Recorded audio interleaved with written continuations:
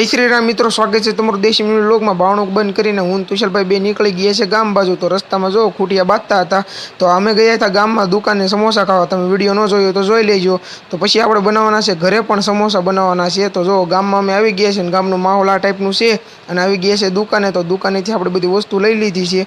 તો તુષારભાઈ ઉતરતા હતા તો આવી ગયા છે શાક બકાલો લેવો। તો આપણે બટાટાની જરૂર પડશે એટલા માટે આપણે પણ બટાટા પણ લઈ લીધા છે।